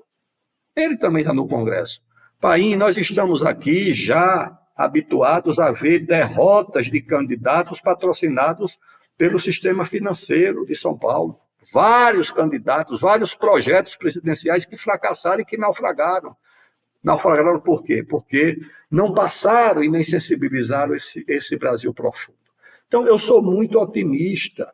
Se você consertar uma aliança dessa, tiver na presidência do Senado e da Câmara um eixo de forças com o presidente da República, um vice-presidente, você tem condições de enfrentar essa agenda cosmopolita e provinciana, porque São Paulo é um paradoxo. se liga aos circuitos de consumo do mundo, sofisticados do mundo, à agenda do mundo, e muitas vezes fica de costas para a agenda do Brasil, tá certo? O que é um paradoxo. Eu acho que nós precisamos reconstruir esses laços, oferecer uma agenda para o Congresso, mesmo aqueles lacradores que ficam ali dentro do plenário olhando com o celular. Se tiver uma agenda, eu acho que eles acompanham, mas é preciso ter agenda. Não subestimar a política, nem subestimar o Congresso, como eu acho que houve no governo do Bolsonaro. Tá certo? Quando você tem um ministro de grande importância na convenção gritando se gritar pegar centrão, eu digo, não, isso não vai dar certo. Tá certo? Por que não vai dar certo? Porque o barro é esse, o Congresso é esse. Isso foi o que me disse uma vez o estudante, o velho senador Teotônio Vilela. Como é que nós vamos fazer uma campanha pela Constituinte, pela anistia, com o povo que não sabe o que é isso? Teotônio disse, o barro é esse. O barro, o Congresso é esse. Se você tiver uma agenda para esse Congresso, eu acho que é possível. Se tiver uma aliança de forças que reúna esse Brasil profundo, que reúna o mundo rural, que reúna o que existe ainda no empresariado que está interessado em produzir e investir, que reúna os militares, que reúna a classe média, que é empreendedora e carregada disso. Se reunir esse Brasil, não tem erro. O Brasil tem solução. O problema do Brasil é o seguinte, a natureza, o destino foi tão generoso com o Brasil, deu de tudo. Deu energia, deu agricultura, deu água, deu tudo, deu clima bom, deu tudo o que nós temos. E as escolhas nos atrapalharam. Quando as escolhas foram certas, entre 30 e 80, em 50 anos, o Brasil cresceu mais do que os Estados Unidos, do que o Japão, do que a União Soviética. O Brasil cresceu mais do que todo mundo. Quando nós acertamos, o Brasil foi. Quando nós erramos, chegamos nessa situação. A Constituição, o Sarney disse, na época em que ela foi feita, disse, o Brasil com essa Constituição é ingovernável. Quase foi engolido vivo, porque nós fizemos da Constituinte uma plataforma para a eleição que ia ser no ano seguinte. A Constituinte foi aprovada em 88, ia ter uma eleição em 89, tudo que as corporações quiseram entrou na Constituição. E ainda mais para neutralizar a corporação militar, empoderaram corporações civis absolutamente irresponsáveis. Aldo. Ô Felipe, deixa eu só botar mais uma provocação, já que a gente cortar um pouco faz parte. Essa questão dos militares, né? Eles tiveram um papel muito preponderante no governo Bolsonaro, que terminou há pouco tempo. Então, quando você fala desse fortalecimento de instituições civis de uma forma, de certa maneira, revanchista, talvez, não sei se essa seria a melhor palavra, para diminuir o poder dos militares, essa movimentação que a gente viu agora nesses últimos anos, como que você vê essa movimentação? Os militares teriam se organizado? Porque há teses, por exemplo, como tem lá o Brasil no espectro da guerra híbrida, do Peruliner, tem outras pessoas também que vão indo por esta linha de que os militares teriam também se organizado de alguma maneira para recuperar o poder. E se essa tese tiver algo de pertinente, o governo Bolsonaro teria sido um efeito disso, teria sido parte disso, e de uma maneira ou de outra, essa tese estando certo ou errada, é fato que o governo Bolsonaro foi recheado de militares de cima a baixo, chegando a ter quase 10 mil militares, ocupando o cargo de confiança, dos quais quase metade sendo da ativa. Claro que ele saindo ali quase como um lobo solitário e não tendo uma identificação partidária forte, a minha impressão foi que os militares foram o principal ambiente de identificação, né? Ele me parece que ele pensa como militar, fala como militar, ele tem os trejeitos de militar ainda. Enfim, eu fico curioso de conhecer a tua impressão a esse respeito, se essa movimentação dos últimos anos tem alguma ligação como se fosse uma resposta militar a isso que você viu como um enfraquecimento dos militares a partir de 88? Não creio porque não sei nem se o Bolsonaro era o candidato dos militares, ou se tornou-se quando a candidatura foi viabilizada, em primeiro lugar. Segundo lugar, os militares saíram muito rejeitados e muito machucados da redemocratização do país. Houve uma aliança de liberais conservadores, liberais progressistas, de razões distintas. Eu sou contra os militares porque caçaram, porque perseguiram e exilaram. O outro diz, eu sou contra os militares porque tiveram projeto nuclear, projeto de submarino, projeto espacial. Então, tudo era contra os militares. E os americanos chegaram aqui e disseram, vamos juntar todo mundo para tirar esse pessoal do caminho. Porque, Kim, Arthur, o Geisel é um getulista. O Geisel é cria do Getúlio. O Geisel foi secretário do governo, secretário na Paraíba, do governo lá de intervenção do Getúlio. Então, essa viragem nacionalista, segundo o PND, projeto nuclear, projeto espacial, etc., foi uma das causas da remoção e dessa aliança entre liberais conservadores e progressistas para tirar o governo militar. Eles se recolheram, foram reconstruir a sua presença e a sua história, mas eu sempre percebi que era a única instituição que tinha, de forma consolidada, a ideia do que era o Brasil. Porque eles estudam isso desde do século XIX. Tinha lá um grupo de engenheiros que o Euclides da Cunha integrava, que eram chamados científicos, que planejavam a infraestrutura do país, todo esse sistema de ferrovia que tem aqui no Mercosul, ligando o Brasil com a Argentina, com o Uruguai, tudo planejado por eles. Pois bem, e no Brasil as Forças Armadas acumularam um duplo papel, uma dupla função, uma dupla missão, que são defender o país e construir o país. Construir como? Defender, obviamente, é atividade de fim. Mas construir como? A construção dos valores. O amor à pátria. Todos nós, quando fomos estudantes, ouvíamos, fulano de tal, o professor é Caxias. O Caxias não era um atributo negativo. Caxias era o exigente, era o disciplinador, era o cumpridor dos deveres. Era isso. Caxias era a correspondência da seriedade, do compromisso. Era isso. Um menino que sai do colégio militar ou da escola militar como aspirante, ele já traz a sua formação e essa responsabilidade, porque ele olha para trás e vê um Caxias, um Osório, um Góes Monteiro, um Deodoro. Ele olha essas referências. Aquilo ali guia a atividade dele. Diferente do menino do Ministério Público, que olha para trás e não vê ninguém, só vê ele mesmo. Eles fizeram o projeto nuclear, eles fizeram os primeiros computadores do Brasil. O projeto do computador brasileiro é das Forças Armadas. Quando a Marinha comprou as fragatas da Inglaterra, que veio com serviços de informática em inglês, a Marinha disse, não, nós queremos um. E aí fez um acordo com a Unicamp para fazer o primeiro computador, que chamou de Cisne Branco. A Aeronáutica fez um acordo com a USP para fazer outro computador que foi chamado de Patinho Feio, o Cisne Branco da Marinha e o Patinho Feio da Aeronáutica. E o ITA fez um computador chamado Zezinho. Isso deve estar em algum museu por aí.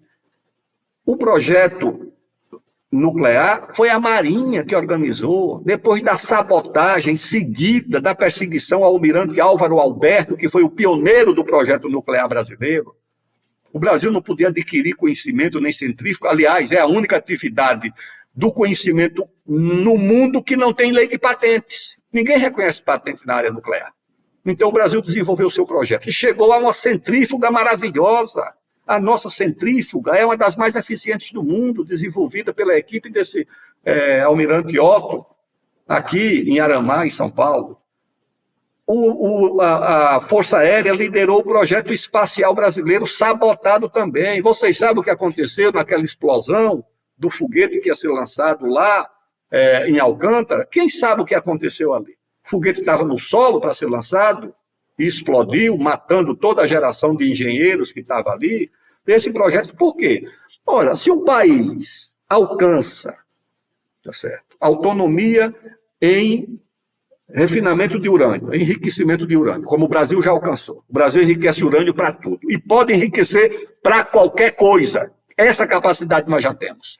Enriquece para a energia elétrica, enriquece para o gerador do submarino, enriquece para qualquer coisa. Se você, ao lado disso, domina o ciclo espacial, você tem um foguete com autonomia para colocar um satélite em órbita. Quem coloca um satélite em órbita, coloca qualquer coisa em órbita. Certo? Essa que é a questão. Então, isso foram as Forças Armadas. A assistência social na Amazônia, pessoal. Eu conheço a Amazônia de perto. Aquilo ali, o Estado é ausente. Não tem assistência médica. Tudo são as Forças Armadas. A dentista da aeronáutica, a médica do Exército, que atende ali. Ou seja, as Forças Armadas ajudam a construir o país socialmente. Vocês conhecem o que é a Operação Pipa? A Operação Pipa é uma operação do Exército para distribuir água entre os sertanejos. Eu visitei a Operação Pipa lá em Garanhuns. É um major com um monte de menino, cabo, soldado, com os caminhões para organizar a distribuição de água. Quantas ONGs tem no sertão do Nordeste cuidando de água para os sertanejos? Nada, não tem. São as Forças Armadas, é o Exército que está lá, tá certo? Construção da logística, da infraestrutura, tudo que tem de pista de pouso na Amazônia, as Forças Armadas Aeronáuticas que tem um grupo de construção que só cuida disso. Então eu creio que essa instituição ser submetida de forma injusta e cruel a esse escrutínio de setores conservadores, mas é melancia, é isso, é aquilo, e pela esquerda, são golpistas, são isso. Eu acho que isso é uma coisa completamente desorientada e absurda. Não estou falando aqui que são perfeitos, que não tem erros, que não tem um monte de problema. Tem, tá certo? Mas não tem instituição no Brasil na qual o país possa se apoiar, não para fazer politicagem, mas se apoiar para construir um caminho com espírito público. Foi ministro da Defesa, é uma coisa comovedora. Eu disse agora lá para o ministro Alexandre Moraes, quando o Garnier falou estou à disposição, ele disse o óbvio. Claro que o militar está sempre à disposição do seu superior hierárquico, do seu comandante.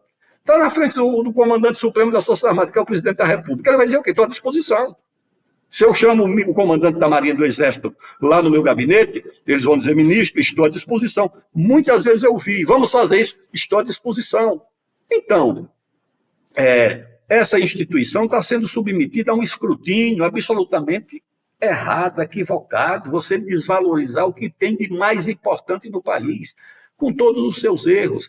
O que vai fazer é o seguinte, o Ministério Público já está exigindo que as Forças Armadas elabore um protocolo para as pessoas trans dentro das Forças Armadas. É isso que vai acontecer. Mas aí você vai intimar essa instituição democrática, respeitosa, plural, você vai intimá-la a aceitar essa agenda identitária, coisa que eles nunca tiveram coragem de propor, mas eu dizia para eles, se preparem que isso um dia vem, tá certo? Agora eles criaram coragem para propor que as Forças Armadas assumam essa agenda identitária, o woke e outras coisas piores que devem vir a caminho. Imagina a farda colorida. Que graça. Não, mas nas instituições também não acontece um pouco essa diferença entre elites porque você vai falando assim, eu fico pensando, eu vejo isso no soldado ali, no cara que está mais embaixo da hierarquia, e eu vejo nas elites das Forças Armadas, claro que tem uma diferença clara entre Exército, Marinha, Aeronáutica, alguns problemas mesmo dessa coisa, tanto golpista quanto melancia. Eu acho que aí os dois lados têm em alguma medida tem alguma verdade aí. Mas eu queria fazer uma outra pergunta que não tem a ver com isso. Na verdade tem tudo a ver, que é sobre soberania, que é um dos seus assuntos e nossos preferidos. Um dia a gente vai fazer um programa só sobre isso, inclusive, né? Já está convidado aqui de antemão. É o seguinte, o senhor fala muito da Amazônia, né, da soberania das ONGs e tal, que elas tomam conta da Amazônia, e isso é verdade. Aliás, eu tenho vários vídeos aqui falando sobre isso, com Lourenço Carrasco, aquele livro Máfia Verde, a gente fez vários especiais sobre isso, e tem a gente tem outros problemas muito graves de soberania no Brasil que não são só ligados à Amazônia. A gente tem esses acordos agora do Banco do Brasil com a China, né? Foi um monte de acordos, sei lá, 36, né, Arthur? Foram um monte de acordo. A gente tem os globalistas, né, se metendo em tudo quanto é lado, na educação. A gente tem a classe média achatada, que é a soberania até das próprias famílias, né, de poder se manter, de ter o seu negócio. A gente tem o crime organizado. O crime organizado a gente mal falou aqui, mas é um problema no Brasil enorme, né? Como é que a gente vai enfrentar todos esses? Porque são muitas questões de soberania e vai desde a soberania eu com o meu próprio filho, que eu não quero, sei lá, vacinar por uma vacina X, Y experimental agora, até eu não quero colocar na escola X ou Y, segundo a nossa querida Ana Maria, que também vem aqui direto. As escolas estão unificadas, é a mesma coisa, toda essa agenda está dentro de todas as escolas, porque o MEC exige isso. Então, assim, a gente tem problemas de soberania desde os menores espaços da nossa vida até os maiores, até o Brasil, né? Como é que a gente enfrenta isso de uma forma assim, é o que você falou, tem coisas urgentes, eu acho que isso tudo é urgente, né, pra gente. Como que a gente faz esse primeiro passo aí? Olha, eu tenho uma visão muito mais otimista de como encontrar solução para os nossos problemas. Eu deixei passar, não comentei a questão da educação. Quando eu fui estudante, havia um currículo básico que era determinado para todas as escolas. Você tem história, geografia, você tem um monte de coisa. Tem educação moral e cívica, tem isso e tem aquilo. Quando veio o fim do regime militar, as corporações civis disseram, olha, é o seguinte, precisa desmilitarizar o ensino, precisa desmilitarizar o currículo, e subtraíram do Estado Nacional a responsabilidade pelo currículo e entregaram a uma corporação, que é a corporação dos professores. E os professores passaram por um processo de mudança do seu papel e da sua imagem. O professor era um sacerdote da educação, respeitado. O prefeito era respeitado pelo cargo, o juiz pelo cargo, o promotor pelo cargo, o fazendeiro pelo rebanho bovino, o professor pela função e pela missão. Certo? O professor era um ente quase sagrado, o professor era respeitado. Aí botaram na cabeça que o professor não era mais esse missionário, esse sacerdote. O professor era um trabalhador da educação. E o aluno passou a tratá-lo como um empregado. Você é trabalhador, então é empregado. O professor dessacralizou a sua atividade e a sua função. Perdeu aquela aura de respeito que tinha. E aí o currículo foi ser tratado por uma corporação que tem os seus interesses profissionais acima do interesse geral da formação do aluno. Não poderia ter sido colocado na mão de uma corporação a direção da educação. O professor tem uma função, tem uma missão, mas a educação é a responsabilidade do Estado, e subtraíram do Estado essa responsabilidade, na minha opinião. Isso tem que ser desenvolvido, não vai ser tratado desse jeito. O currículo não vai ser... Que é isso? Vocês viram como foi discutido no Brasil o novo currículo? Por favor, não é desse jeito. Não é numa assembleia de minorias, por mais respeitáveis que sejam, que a educação das nossas crianças deve ser entregue, não, pelo contrário. Mas isso aí pode ser corrigido em pouco tempo, pode ser resolvido em pouco tempo. Da mesma forma, esse tema da soberania, por onde é que você aborda? Eu acho o seguinte, se você retomar imediatamente o nosso projeto dos submarinos, que agora ninguém sabe quando termina mais. Não, nós vamos terminar isso aqui em tanto tempo. Se o Brasil tiver uma força de submarinos com esse submarino nuclear, nosso poder de dissuasão é outro. Se você completar o ciclo espacial brasileiro, pessoal, vamos colocar em órbita o primeiro satélite brasileiro com um foguete, com um lançador brasileiro e a partir de uma base brasileira. Será que nós não conseguimos fazer isso? Já chegamos tão perto. ampliar nossa cooperação nuclear aqui com o nosso vizinho, com a Argentina. Nós podíamos ter feito a bomba atômica com a Argentina nos anos 50, certo? Podíamos ter feito. Nós tínhamos o domínio para fazer isso.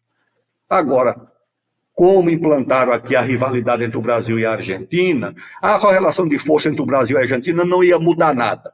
Eu, na época, teria, inclusive, deixado a Argentina fazer primeiro a bomba dela, explodir a bomba dela. Depois que a Argentina explodisse a sua bomba, não tinha como impedir que o Brasil também tivesse. Mas não, nós fizemos a rivalidade. Nem a Argentina teve, nem nós tivemos, e o tempo passou e acabou. Então, eu acho o seguinte, o Brasil tem meios de afirmar sua soberania, porque o Brasil é muito grande para ser hostilizado ou por Estados Unidos ou China. O Brasil não tem que fazer essa escolha. Dia desse que me perguntaram lá no Paraná, num debate, o senhor acha que o Brasil deve aderir à Rota da Seda? Eu disse não, o Brasil deve aderir à Rota Peabiru-Bandeirantes. É a nossa rota. Um país que tem 17 mil quilômetros de fronteira, que tem 30 mil milhas navegáveis de águas interiores, que tem 7.500 quilômetros de litoral, não precisa aderir à rota de ninguém, ele tem que fazer a sua própria rota que está planejada. Os tupis planejaram, o Raposo Tavares saiu daqui, foi no Peru e desceu até Belém e veio embora. Por qual rota? A rota que existia na época, que era a rota dos indígenas, conhecida como os Piaberus, e os bandeirantes, usando essa rota, integraram o Brasil, jogaram os espanhóis lá para o Pacífico, quase. Então nós temos isso, o Brasil tem condições de fazer isso com os Estados Unidos. Nós temos talvez a maior fronteira de terras raras do mundo, lá na Amazônia, e aqui também, aqui perto. O que é que você vai fazer com essas terras raras? Chama os americanos e chama os chineses. Nós queremos fazer isso com vocês. Agora, processando aqui, incorporando valores aqui. E qual é a escolha que eles têm? Vão nos tomar, vão mandar uma força da OTAN invadir a Amazônia? Não, nós temos condições, porque o Brasil é muito grande para que uma dessas duas potências queiram romper conosco. Eu conheço de perto, visitei várias vezes os Estados Unidos, conversei com todas essas autoridades, presidente do Congresso americano, aliás, no tempo dos republicanos, eu fui lá com o presidente da Câmara, convidado pelo presidente da Câmara, lá, que é o Speaker, era republicano, conversando com ele, ele disse, não queremos confusão ali. O subsecretário de Estado para a América Latina falou para mim, para o embaixador do Brasil na época, o embaixador Abdenuto, disse, não queremos confusão, vocês resolvam lá, o problema era o Chaves e o boliviano, como era o nome dele, meu Deus? O Evo Morales. Evo Morales, resolvam aquilo. Nós já estamos metidos em confusão em Taiwan, no Oriente Médio, na Ucrânia, não queremos confusão ali, o Brasil resolva isso, por favor, tá certo? Não resolvam lá, nós confiamos no Brasil, nós temos confiança que o Brasil tem responsabilidade para administrar aquela região, porque o Brasil tem um duplo poder. O Brasil, na América Latina, ele tem toda a capacidade de estabilizar e tem toda a capacidade de desestabilizar. Nossa fronteira com a Bolívia é maior do que toda a fronteira dos Estados Unidos com o México. Só com a Bolívia nós temos 3.400 quilômetros de fronteira contra 3.000 quilômetros de fronteira do México com os Estados Unidos. Então o Brasil tem todas as condições. Agora, se quiser militarizar isso aqui, não bota uma base americana ali. Como é que você bota uma base americana e vai impedir que o outro do outro lado bote uma base russa ou chinesa? Não, isso aqui tem que ser desmilitarizado completamente. Agora, o que é que o Brasil oferece para os Estados Unidos? Garantias. Nós não vamos permitir que se instale aqui, nem no Brasil, nem na vizinhança, nenhuma base de apoio a esses grupos terroristas. O Brasil tem compromisso em combater o narcotráfico, ter uma legislação dura, meios, equipamentos. Essas garantias, de certa forma, podem tranquilizar. E o Brasil não. Aqui tudo bem. Nós estamos bem com a China, que é o nosso principal parceiro, e com os Estados Unidos, que é o nosso principal vizinho de hemisfério. Não temos que fazer uma escolha. Mas de que lado o Brasil vai ficar nessa competição? Do lado do Brasil. Qual é a dúvida? É isso aí. Muito bem. Meninos, alguém quer falar alguma coisa para finalizar aí? Já estamos bastante tempo aqui batendo esse papo. Depois a gente convida de novo o Aldo para falar mais. O que vocês querem? Arthur? O Arthur, eu sei que na educação o Arthur não concorda muito, a gente não precisa concordar 100% com tudo, né? Mas enfim, é isso que é legal, né? A gente poder conversar e concordar em discordar para poder ver um futuro. O importante é saber o que a gente quer para o Brasil. Diga lá. A minha percepção é que, infelizmente, o problema é que a gente pode tentar chegar com um plano hoje de Brasil, e acho que pegando um pedaço aqui, o que o Kim falou, que ele vai mostrando, né, mostrando a história e como foi feita a tomada das instituições no Brasil, porque o problema é que nós tivemos grandes homens sim, mas é que aos poucos houve um plano de tomada, de captura das instituições no Brasil. Então eu vejo hoje como os nossos problemas é que a discussão, o nosso real problema, a forma como eu percebo o Brasil hoje, não é chegar num acordo de qual é o plano que nós gostaríamos que o Brasil fosse feito.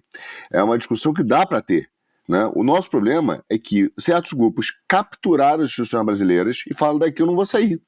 Então ele não vai abrir mão disso, né? Então você tem um judiciário hoje que não é só... O problema não é só o judiciário, quando digo não é só o STF, falando da estrutura toda, o Ministério Público, né? Os órgãos administrativos, eles são hoje meios de escape para você ludibriar a decisão e a vontade de entidades democraticamente eleitas. Então o povo elege, no final das contas existe uma máquina que trabalha para neutralizar, não só o desenvolvimento do Brasil não, de neutralizar a política e neutralizar a pauta política que foi eleita por uma determinada democracia, por um determinado grupo, que é o povo brasileiro. Então esse cara fala assim: não, se não for do nosso jeito, nós vamos neutralizar esse grupo eleito. Eu não vou deixar esse cara governar. Então, eu vejo hoje que o nosso maior problema, a nossa discussão sincera, não é qual o plano de desenvolvimento do Brasil, é dizer o seguinte: como nós podemos recuperar as instituições brasileiras que foram capturadas por determinados grupos. Entende? E eu não vejo hoje grandes soluções, no sentido de que dá para chegar lá, a não ser que tenha um altruísmo, realmente, eu até acredito nas pessoas, sou cristão, acredito que o Espírito Santo possa tocar algumas pessoas e os caras se arrependerem, mas falar assim: olha, tá aqui, eu vou devolver as instituições que eu capturei, entende? Mas não são capturadas, e pior, elas se retroalimentam. Se você chegar hoje, com essa conversação sobre o Ministério Público, Aldo, que eu concordo, não é mais um menino, né? Porque não é só ele que tem a visão errada da instituição. É a definição clássica da ideologia. Ela já forma uma mentalidade que faz essa mentalidade narcisística que virou, por exemplo, o Ministério Público. Que o cara entra lá, ele acredita que ele realmente vai sozinho, né, com princípios jurídicos, mudar o mundo, né, transformar o Brasil. Ele tem a solução para tudo. Basta fazer 3 leis e começar a botar ordem na casa.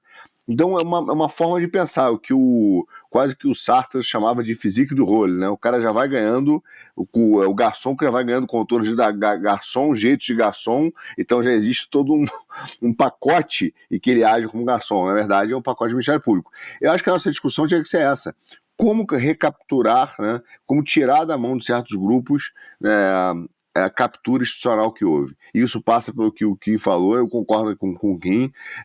Eu geralmente não sou aliás, ninguém aqui é da turma mais energética, mas vou te falar, mantendo o Estadão, mantendo certos grupos que tomaram sem vergonha mesmo, né? sem qualquer vergonha, a capturar o Brasil, as instituições brasileiras, nós não vamos conseguir. É como se a gente tivesse o volante, vira para a esquerda, o carro não vai.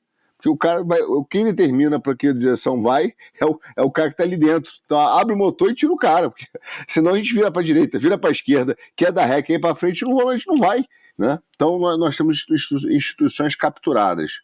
Eu acho que é isso que infelizmente, acho que esse meu diagnóstico. Acho que nosso debate deveria ser assim: como trazer de volta as instituições para uma estrutura verdadeiramente democrática, né, que reflita aquilo que é desejado pelo povo nas eleições.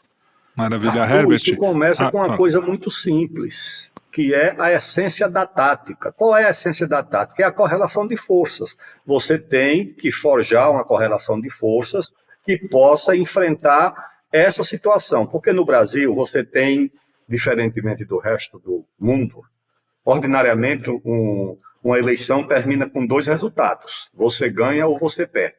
No Brasil, termina também com um terceiro resultado: você ganha e não leva. tá certo? Porque você elege o presidente, quando chega lá naquele palácio, tem toda aquela liturgia, mas do outro lado tem um Supremo que manda mais do que você, do outro lado tem um Congresso que você desconhece, não sabe como funciona, do outro lado tem um Ministério Público, você vai para dentro do governo, tem uma corporação que se autogoverna, que é o IBAMA, outra que é a FUNAI. Então, o presidente, na verdade, ele tem um papel quase que ornamental, de liturgia. Então, você tem que mudar essa situação. Primeiro, você tem que ter maioria no Congresso e tem que ter um presidente do Senado do seu lado. Segundo, você tem que ter maioria na Câmara e ter um presidente da Câmara do seu lado. Você tem que ter um vice-presidente da República e o presidente da República funcionando como uma única pessoa. Se você tiver essa situação, um Congresso com você, um presidente da República com autoridade, com o vice afinado com ele, eu acho que você já começa a mudar a correlação de forças aí. Eu acho que aí não tem Ministério Público que enfrente uma situação dessa, principalmente agora, que perderam aquela ideia de que eram a reserva moral da pátria, tá certo? Perderam. Agora, a aliança tem que ser feita com esse objetivo. Agora, se você tiver... Não, eu vou ficar por aqui para a próxima reunião, para o próximo encontro, mas eu acho que é isso, é a correlação de forças que você tem que mudar. É a correlação de forças, porque não é a eleição, o eleitor vota e vai para casa, esperando que o escolhido vai resolver o problema, não. A correlação de forças se estabelece quando você governa, não é quando você é eleito. E quando você governa, você precisa contar com o Congresso, pelo menos, precisa contar com a Procuradoria-Geral da República, que não seja uma força independente. Você não pode ter uma Polícia Federal, você não pode ter uma Polícia Federal que demite o seu ministro, talvez o mais prestigiado, como a Polícia Federal demitiu o Ricardo Salles, numa operação com uma agência da Polícia Americana, publicamente. A Polícia Federal assumiu que foi com a Embaixada dos Estados Unidos e com o FBI que montou-se uma operação para demitir um ministro do governo brasileiro. E tudo bem, e acabou, e foi demitido. Não, o país não pode permitir isso.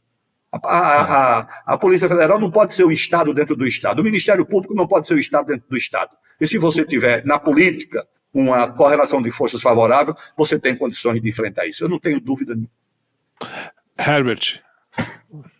Bom, se o senhor puxar outra pergunta, a gente não vai mais embora, pode hoje. só agradecer. O papo tá ótimo. Obrigado aí, Aldo, Arthur, prazer em falar com você, Kim também. Senhores, ótimas reflexões. Acredito que tem muito pano para manga e com certeza um outro encontro vai render ainda mais outras reflexões para a gente pensar nesses pontos em comum, para a gente criar, de repente, um fortalecimento do poder social, da trama da sociedade, para dar suporte. Não adianta, de fato, só votar e voltar para casa e achar que a gente pode deixar tudo como está, sem colocar a mão na massa localmente. Eu sempre brinco com o pessoal que tem muito voto pela internet, mas não tem voto nenhum na esquina da própria casa. Isso precisa ser repensado para a gente poder ter essa coesão social e mesmo dentro da diferença de pensamento, da diversidade de opiniões, a gente consiga ter uma coesão mínima para manter isso aqui funcionando e o barco não afundar. Isso aí. Kim Paim. Eu, para terminar, tenho uma pergunta de sim ou não. Porque senão vou prender o Aldo Rebelo, viu? Aldo, sei que você não é afeito à revista Capricho e Fofocas, mas é verdade que Ciro Nogueira tem uma tatuagem do André Esteves na coxa? Eu nunca vi, nunca olhei. É só para terminar com uma crítica de leve à nossa correlação de forças do Brasil. Mas é isso. Prazer estar aqui com vocês e com certeza vamos bater um próximo papo em breve. Eu queria só finalizar aqui dizendo que eu, Felipe, nunca imaginei quando eu era... Em 95, aos meus 16, 17 anos, que eu era metido na política, assim, a entender, achava que eu entendia tudo, meio PSDBista, nunca imaginei que ia haver um egrégio, Egresso. Alguém que veio, alguém que veio do PCdoB, que veio do PCdoB, defendendo investimento privado, contra a censura, defendendo família, religião, e eu acho isso muito legal. As pessoas têm essas visões, né, muito muito rasas, né, das pessoas, e eu gosto sempre de lembrar que tem um ser humano ali com uma complexidade enorme, né? E para finalizar, queria que o Aldo se despedisse e falasse assim... Felipe, é porque você tá falando isso porque você não leu a revista do banqueiro Moreira Salles, que falou que o Aldo Rebelo fez uma mudança de lado. Ele agora é bolsonarista. Virou bolsonarista. É disso. Não, mas eu ia perguntar uma coisa tá nesse sentido mesmo. Faz muito tempo, né? E as pessoas ainda têm essa visão, e as críticas vêm muito daí, e a gente mesmo critica muito a esquerda aqui, ninguém esconde isso de ninguém, mas como é que você sente que você mudou assim, desde aquele tempo? Muita coisa mudou? Você ainda existe aquele Aldo da juventude? Olha, eu fui contra a Raposa Serra do Sol, eu era ministro do Lula, eu fiz esse embate dentro do governo, escrevi uma série de artigos dizendo que aquilo era um grave erro, citando lá o Talleyrand. É mais do que um crime, é um erro. Fui relator da lei dos transgênicos no PCdoB, fui relator do Código Florestal no PCdoB. Então é o seguinte, a minha posição sempre foi nacionalista. O meu destino sempre foi o nacionalismo, independentemente do cavalo, tá certo? Independentemente do cavalo, o meu destino sempre foi o nacionalismo, esses direitos da população, contra a censura. Eu fui militante da luta contra a censura. Eu lutei contra a censura quando eu era estudante. Censura de jornal, censura de revista, censura de peça de... censura de tudo. Mas agora eu vou mudar a convicção de ser contra... Não, eu continuo contra a censura. Tá certo? Eu continuo a favor dessas liberdades, dessas franquias democráticas, com todos os problemas que isso significa. Então, é o seguinte, eu fui educado numa família profundamente católica, fiz primeira comunhão, minha mãe pegava pelo bracinho para levar para a igreja todo domingo, tá certo? Eu rezava antes de dormir. Então, a minha formação é anterior, fiquei 40 anos no PCdoB, profundamente convicto de que isso eram as coisas certas que eu tinha que defender, mesmo que tivesse ali discussões, debates dentro do partido. Então é o seguinte, mudam-se, como diz o poema lá, o Camões, no seu famoso soneto, mudam-se os tempos, mudam-se as vontades, mas as convicções permanecem, tá certo? Aí você pergunta, você faria a mesma coisa hoje do que fez ontem? Eu digo, ninguém faz a mesma coisa. Ninguém faz casado o que fazia quando solteiro. Se arrepende do que fez quando solteiro? Não. Só não repete casado, tá certo? Isso aí. Muito obrigado, um abraço e até breve. Muito obrigado, Aldo. Muito obrigado a vocês também que nos acompanham aqui. Muito obrigado pela confiança, pela alegria aqui de estarem sempre aqui. Comentem, a gente lê todos os comentários de vocês. Compartilhem, dê joinha e a gente se vê no próximo Puxando o Fio. Muito obrigado a todos vocês que participaram tanto aqui quanto aí no seu sofá. Um grande abraço.